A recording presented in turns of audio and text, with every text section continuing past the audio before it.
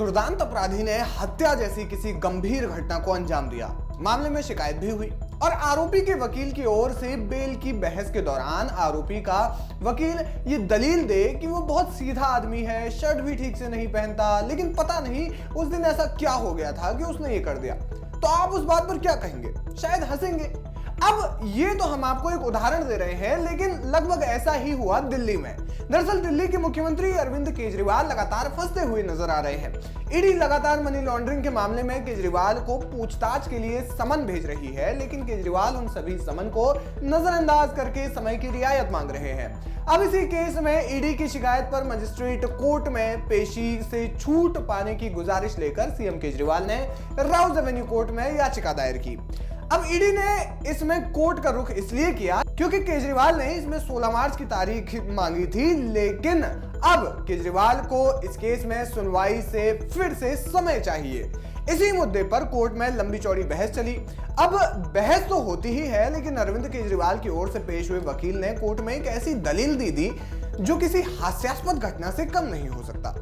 ऐसी दलील जिसे सुनकर आप भी अपना माथा पकड़ लेंगे और खूब हंसेंगे। क्या है वो दलील, वो आपको बताएंगे, लेकिन उससे पहले आपको बता दें कि ईडी और अरविंद केजरीवाल के पक्ष के बीच में क्या बहस हुई।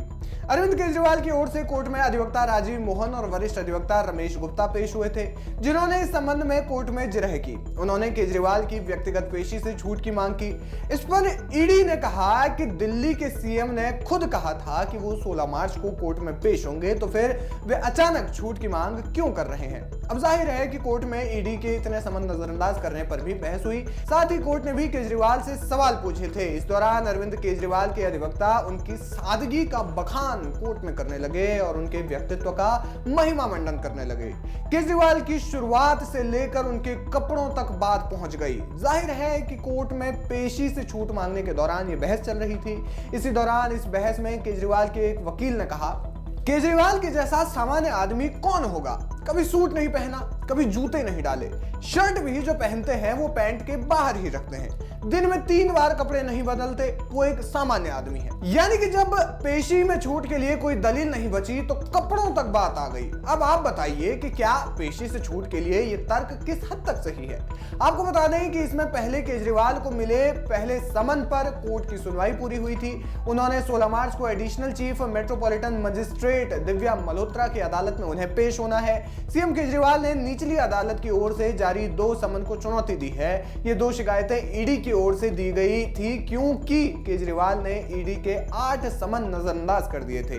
ईडी ने इस मामले में कोर्ट में additional solicitor general S V Raju ने इसमें दलील दी कि 17 फरवरी को आदेश के ठीक एक दिन पहले बचाव पक्ष अदालत के सामने राहत की मांग कर रहा है। सुनवाई के दौरान केजरीवाल वीडियो कॉन्फ्रेंसिंग के माध्यम से पेश हुए थे और 16 मार्च को खुद व्यक्तिगत पेश होने की बात कही थी।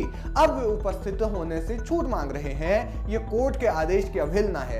एएसजी ने कहा कि मुख्यमंत्री कहते हैं कि वो आम आदमी है, तो क्या आम आदमी ऐसा करता तो अदालत उसे अनुमति देती?